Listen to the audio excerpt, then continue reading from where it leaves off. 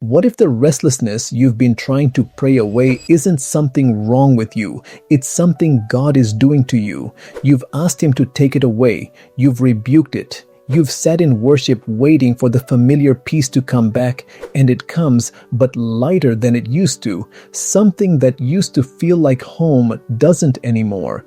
And the most unsettling part isn't the restlessness itself. It's that you can't point to anything that broke. Nothing collapsed. Nobody hurt you. The circumstances are fine, but you are not the same person you were inside those circumstances 12 months ago, and you don't know what to do with that, so you try harder. You serve more. You show up to everything you're supposed to show up to. You tell yourself this is just a dry season, just the enemy, just a discipline you need to push through. And underneath all of that effort is a quiet, persistent feeling you haven't said out loud yet. I think something is ending. I think I'm supposed to be somewhere else. I don't know what comes next. You haven't named it because you're not sure you're allowed to. What if you're just being flaky? What if this feeling is just discomfort dressed up as calling? Here's what nobody tells you. Discomfort and divine redirection feel almost identical from the inside. Both are uncomfortable. Both disrupt what was working. Both arrive without a detailed explanation. The difference is not in how they feel. It's in the pattern they leave behind. And once you know what to look for, you stop fighting the thing God is using to move you. This isn't a restlessness problem. It's a repositioning, and there is a significant difference because restlessness needs to be calmed, but repositioning needs to be followed. Open your Bible to Genesis 12. Abram is living in Haran, settled, established. The text doesn't say his life was bad. It doesn't say he was suffering. God simply speaks, "Go from your country, your people, your father's household, to the land I will show you." No map, no destination named, no explanation of why now or why him. Just go. Move toward what I will show you. Future tense, meaning the destination only becomes visible after you're already moving. Abram was 75 years old. He had built something where he was, and God's call wasn't a rescue from a bad situation. It was a repositioning out of a good one, because good is sometimes the thing that keeps you from greater. God understood something about how He moves people that we keep getting backwards.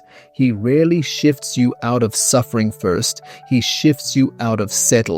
Because suffering creates urgency, but settled creates comfort, and comfort is far harder to leave voluntarily. Picture Abram the night before he packed. No angel standing over him with a sword, no crisis forcing the decision, just a man choosing to trust a voice over everything he could see. He didn't have the route. He didn't have the promise fully in view yet.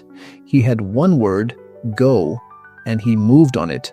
And the text says simply, "So Abram went." No dramatic deliberation recorded, no lengthy processing. He recognized the shift and he followed it. That's what obedience to a divine shift looks like from the outside, clean, almost quiet. Not because it wasn't costly, leaving everything familiar always is, but because when the repositioning is real, something in you already knows it. The recognition comes before the courage does. She had been in the same role at her church for 5 years. Worship team every Sunday, never missed. She loved it. She was good at it. But for the last several months, she had been showing up fully in body and increasingly somewhere else in spirit. She kept asking God to restore her passion for it. She worshiped harder. She served more. She assumed something was wrong with her faith. Then one evening, exhausted after a Sunday she could barely get through, she opened her Bible, not looking for anything in particular, just needing to be somewhere quiet with God. She landed on Genesis 12 by accident. She read, "Go to the land I will show you," and something broke open that she hadn't been able to name for months. Not dramatically, not with a vision, just a quiet settling, like a question she'd been afraid to ask finally being allowed into the room. She didn't quit the next day, but she stopped fighting the feeling, and within a few months, something new had opened that she wouldn't have had room for if she'd kept pouring everything into holding the old thing together. The outcome isn't the point. The point is she stopped calling the shift a problem and started treating it like information. Think of it like a river that has been dammed. The water doesn't disappear, it builds. It finds the edges of the barrier. It starts moving in directions it wasn't moving before, sideways, backward, pooling in unexpected places. And if you're standing in that river, all you feel is pressure and disruption and the sense that something is wrong. But from above, the picture is different. The water isn't malfunctioning. It's looking for the opening God is about to make. The restlessness is the pressure. The disruption is the buildup. And the moment the opening comes, everything that seemed like chaos will suddenly make sense as preparation. So here is what to do with it. Don't run from the signs. Read them. When your prayers start changing without you deciding to change them, pay attention. When old doors close quietly without conflict or failure, pay attention. When something new keeps showing up uninvited, a recurring idea, a conversation that finds you repeatedly, a capacity being asked of you that doesn't fit your current role, pay attention.